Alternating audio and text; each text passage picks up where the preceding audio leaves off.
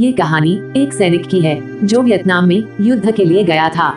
युद्ध समाप्त होने के बाद जब उसके घर लौटने की बारी आई तो उसने अपने माता पिता को सैन फ्रांसिस्को से फोन किया, माँ और पिताजी, मैं घर आ रहा हूँ, लेकिन घर आने से पहले मुझे आपसे एक बात पूछनी है।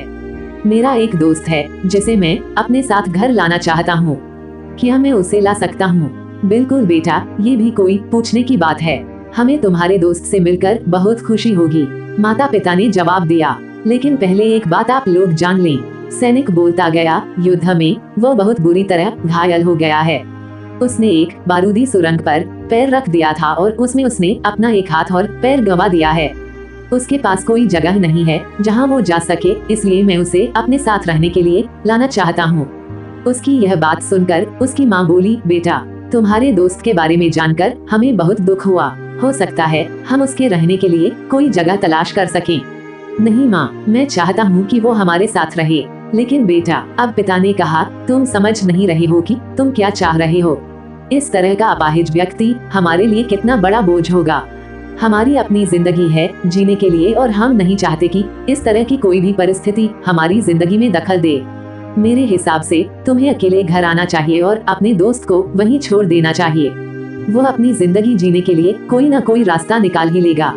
सुनकर उस सैनिक ने फोन रख दिया। कुछ दिनों बाद उसके माता पिता को सैन फ्रांसिस्को पुलिस से एक संदेश मिला जिसमें उन्हें बताया गया कि उनके बेटे की एक बिल्डिंग से गिरकर मौत हो गई है। पुलिस के हिसाब से ये एक सुसाइड केस था। दू की माता पिता ने तुरंत ही सैन फ्रांसिस्को के लिए फ्लाइट बुक कराई और वहां पहुंच गए। वहां उन्हें शहर के मुर्दाघर ले जाया गया ताकि वे अपने बेटे की पहचान कर सकें। उन्होंने उसकी पहचान कर ली, किंतु ये देखकर उनकी कपकपी छूट गई कि उनके बेटे का बस एक हाथ और एक पैर था।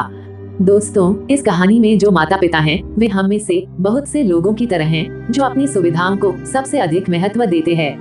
वे उन लोगों से प्यार करना या रहना या समय बिताना चाहते हैं जो दिखने में अच्छे हैं, स्वस्थ हैं या फिर जिनके साथ रहकर उन्हें मजा आता है। वे ऐसे लोगों को पसंद नहीं करते जो देखने में स्वस्थ, सुंदर या स्मार्ट नहीं हैं, या जिनके साथ वे मजा नहीं कर पाते या जो किसी भी रूप में उनके लिए असुविधाजनक हैं। वे ऐसे लोगों से दूरी बनाकर रखते हैं, लेकिन कभी कभी उनके इसी व्यवहार के कारण उनके सामने ऐसी परिस्थितियां उत्पन्न हो जाती है जब उन्हें पछताना पड़ता है। आइए लोगों को वे जैसे हैं वैसे ही अपनाएं और जरूरत पड़ने पर उनकी मदद करें।